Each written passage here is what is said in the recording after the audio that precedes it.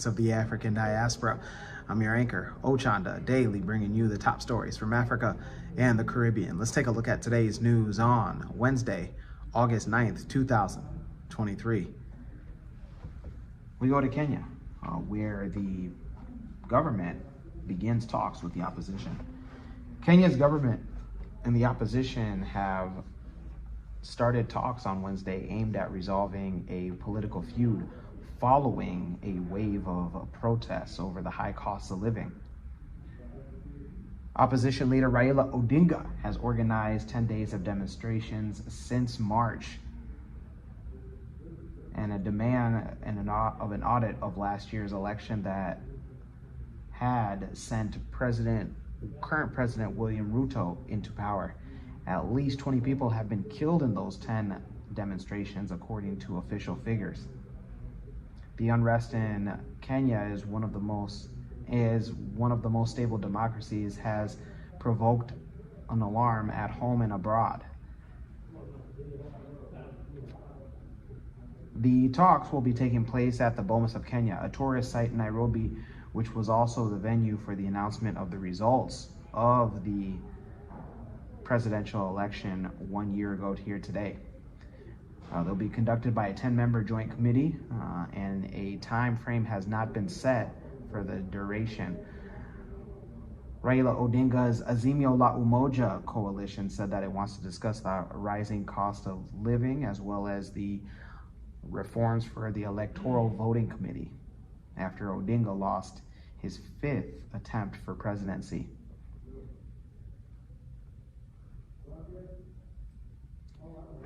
Kimani Ichung'wah, the ruling party's parliamentary majority leader, on Monday said that Kenya Kwanza would not entertain talks on the economic crisis despite Azimio's demands. He said that we will listen to them on anything, but not the cost of living. The president's already working on that.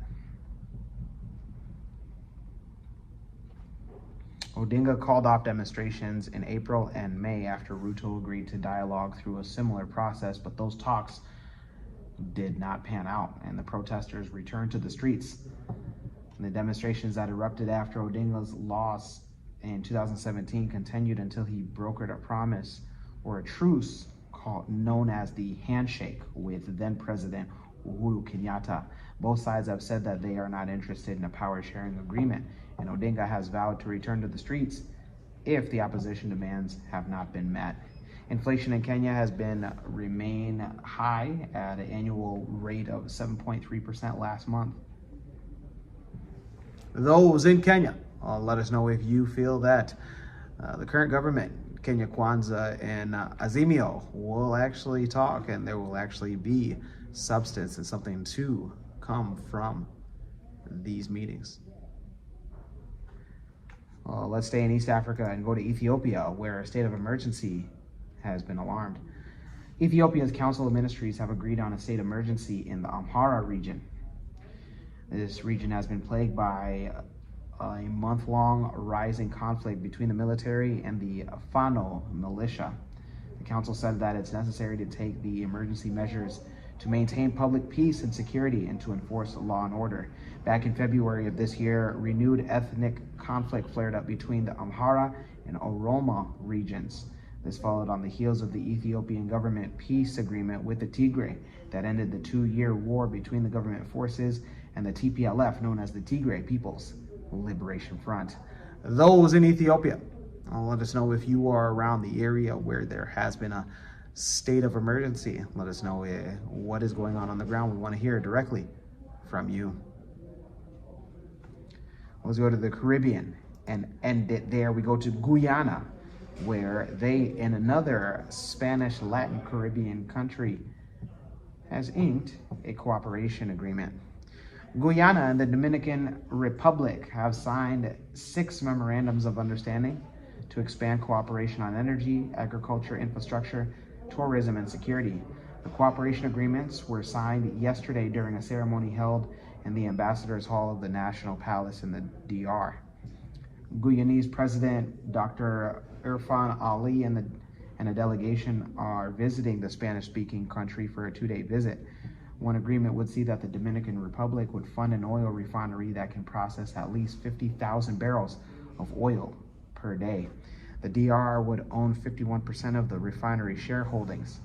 Another memorandum of understanding looks at the feasibility of the DR's operating one of Guyana's offshore oil blocks.